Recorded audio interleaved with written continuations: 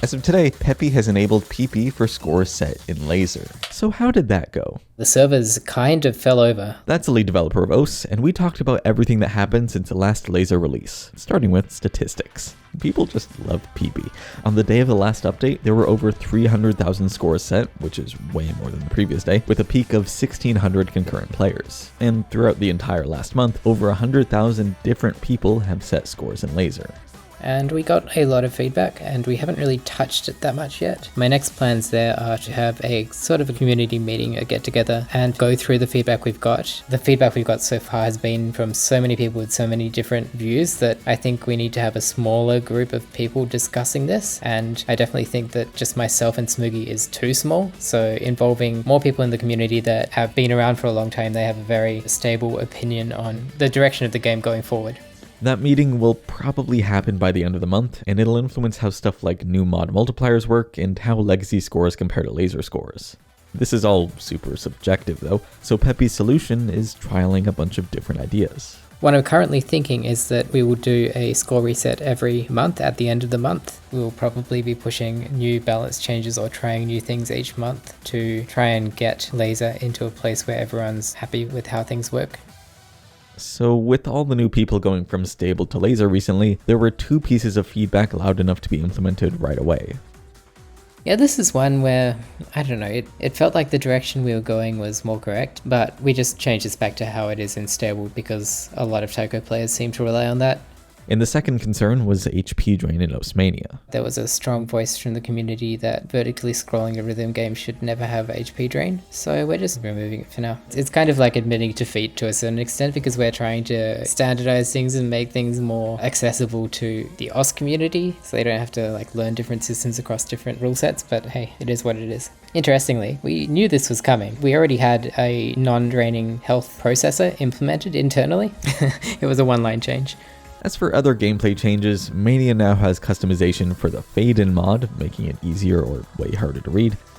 And for OS itself, Peppy has been putting his attention into multi-touch input. Now you can have multiple fingers on the screen and it'll track everything correctly. It doesn't mean you can tap off to the side, as people may be used to from third-party clients like Osdroid. Getting that working in a good way is a bit harder for us because we want to maintain compatibility with replay playback and everything else, which relies on there only being one cursor on the screen at the single point in time. So when is the fully implemented touch input coming? Next release.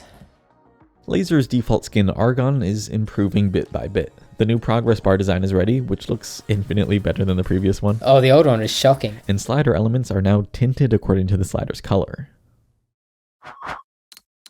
The skin layout editor has a few new things as well. First, there's a real-time BPM counter, which helps with variable timing maps, or if you ever wondered what BPM you might be overstreaming. You can also now remove this line on the score meter. This counter for hundreds, 50s, and misses that literally every live streamer uses is now built into the game, with way more customization than you'd ever need. And there's 2 new accuracy displays, counting up from 0% or counting down from 100%. It's just a different way of displaying accuracy, which at the end of a song will be the same, but is different as you're playing. You can probably describe that better than I can. If you think this flashing is really obnoxious, you're not alone. A lot of people were saying that Ki is so bright, please add a toggle for it. I'm like, wait, we didn't ever have a toggle for this in stable, why did no one complain? So I looked into the actual implementation and we were displaying it at 3 times the brightness. So that's been toned down now. And one final skin change, animations on this prehistoric default skin are now accurate. Is this going to be included in lazer like the other default skins? Yeah, it has to be there. I definitely want to make the title screen and stuff also match, make it more old school. The last big thing to talk about in this update is the game's interface. This release has over 20 UI and interface related changes, which you're going to be seeing in the background here. So I asked Peppy what's up with that. In the last month, we've had so many user contributions updating the UI and stuff. So yeah, at this rate, I think we're going to see a lot of the UI getting updated to the new design versions sooner than later. The core team is still working through the larger issues. I've been working through the multi-touch stuff, general iOS release, anti-cheat, and the new renderer coming online. But in the meantime, we are keeping up with the incoming contributions from the community.